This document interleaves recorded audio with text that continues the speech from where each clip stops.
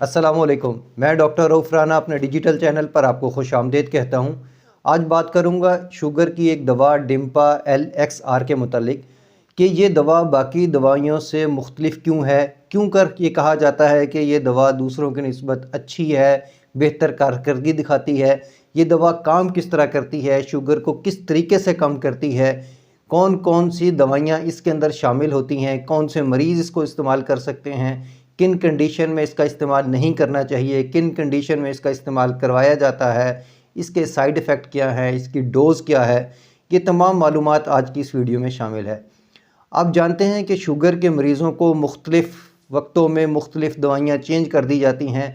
शुरू के अंदर एक दवा दी जाती है, अगर दवा के इस्तेमाल से शुगर कंट्रोल ना हो रही हो तो दवा का दौरानिया ज़्यादा किया जा सकता है, मुख्तलिफ़ अद्वियात का इजाफ़ा कर दिया जाता है। पहले एक गोली दी जाती है, फिर एक गोली सुबह शाम दी जा सकती है। इस तरह आहिस्ता आहिस्ता उनकी दवाइयाँ बढ़ती जाती हैं, जिसकी वजह से जो मरीज़ होता है वो ख़ासा परेशान होता है। बाज़ औक़ात उसको ये होता है कि ये गोली सुबह लेनी है, ये गोली शाम लेनी है। वो ख़ासा बोर महसूस करता है और ये महसूस करता है कि शायद उसका मर्ज़ इस कदर ज़्यादा हो चुका है कि उसको मुख्तलिफ़ दवाइयाँ इस्तेमाल करनी पड़ती हैं। तो इसके लिए एक ऐसी गोली बनाई गई है, जिस गोली का ज़िक्र हम कर रहे हैं डिम्पा LXR के जिसके अंदर एक कम्बिनेशन थेरेपी दी गई है। मुख्तलिफ़ अद्वियात के मुरक्कब के साथ एक दवा बनाई गई है ताकि मरीज़ जो मुख्तलिफ़ अद्वियात इस्तेमाल करते हैं उनको सिर्फ़ एक ही किस्म की गोली देनी चाहिए। इस गोली का इस्तेमाल सुबह के वक्त भी करवाया जा सकता है और कुछ कंडीशन में सुबह और शाम भी करवाया जा सकता है। इसके अंदर 3 किस्म की दवाइयाँ शामिल होती हैं। शुगर को कंट्रोल करने के लिए हम मुख्तलिफ़ तरीके इस्तेमाल करते हैं, मुख्तलिफ़ दवाइयाँ इस्तेमाल करते हैं जो मुख्तलिफ़ तरीक़ों से जिस्म के अंदर जो शुगर की मिक़दार है उसको कम करते हैं। एक दवा जिसको हम सीटाग्लिप्टन फैमिली से होती है, जो खून के अंदर इंसुलिन का इजाफ़ा करती है। ये दवा आपके पैंक्रियाज़ को इन्हांस करती है। इसी डिम्पा एल के अंदर ये 3 दवाइयाँ शामिल होती हैं। पहली दवा लिनाग्लिप्टन है जो आपके पैंक्रियाज़ को इन्हांस करती है, स्टिमुलेट करती है कि वो ज़्यादा से ज़्यादा इंसुलिन पैदा करे। आप जानते हैं कि इंसुलिन शुगर को कंट्रोल करने के लिए एक बहुत ही अच्छी चीज़ होती है जो जिस्म से जो शुगर है उसको मेंटेन रखती है, ब्लड शुगर लेवल को मेंटेन रखती है। इस दवा के इस्तेमाल के साथ जो इंसुलिन है उसकी प्रोडक्शन में इजाफ़ा होता है।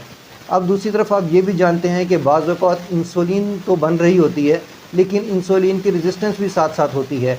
इसको पूरा ख़त्म करने के लिए इसके साथ मेटफॉर्मिन का भी शामिल की गई है ताकि जो इंसुलिन पैंक्रियाज़ बनाता है उसकी जो अफादियत है उसको ज़्यादा किया जा सके।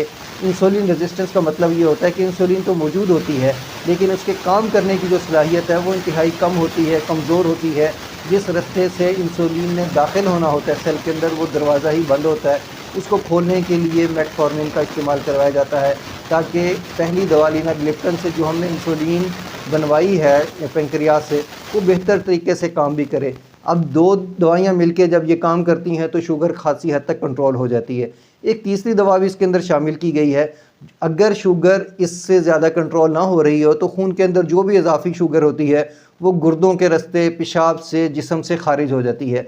ये 3 दवाइयाँ मिलकर जब शुगर के मरीज़ को दी जाती हैं तो उसका जो शुगर लेवल है वो खासे हद तक मेंटेन हो जाता है।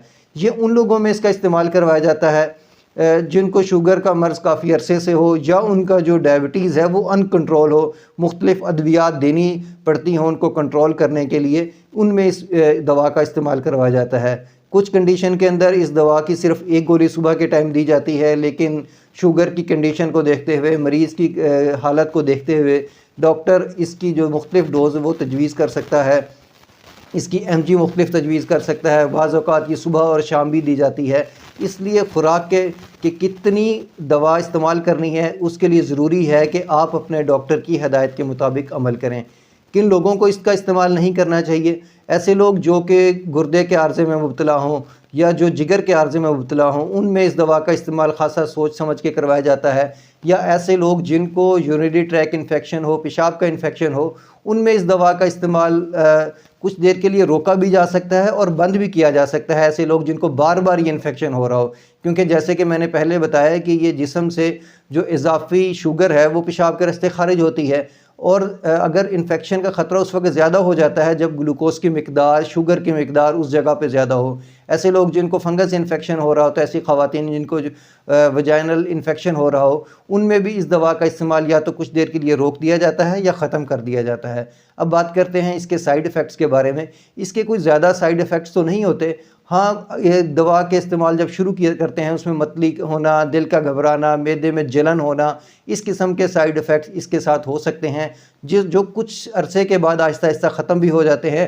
हाँ, अगर मैदे की जलन ज़्यादा हो तो उसको कंट्रोल करने के लिए साथ राइजिक कैप्सूल, नेक्सम कैप्सूल या मैदे की जो अद्वियात हैं उसका इस्तेमाल करवाया जाता है ताकि जो मैदे की जलन है वो ख़त्म हो सके। हाँ, एक और बात कि इस दवा के इस्तेमाल से जो विटामिन B12 है उसकी डेफिशिएंसी हो जाती है। उसको पूरा करने के लिए डॉक्टर आपको वक्तन फ़वक्तन साथ कोई सप्लीमेंट विटामिन B12 के, मेथिकोबाल वगैरह या नैरोबियान या सरबेक्सी, इस तरह के जो सप्लीमेंट्स है वो साथ दे देते हैं ताकि जो विटामिन B12 की डेफिशिएंसी इस दवा की वजह से हो गई है उसको पूरा किया जा सकता है। अब बात करते हैं सबसे अहम कि इसके फ़वाइद क्या क्या हैं।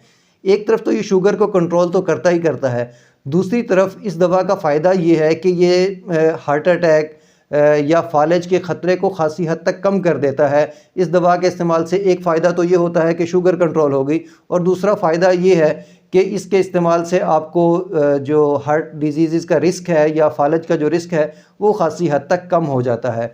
मुझे उम्मीद है कि मेरी ये मालूमात आपके लिए फ़ायदेमंद होगी।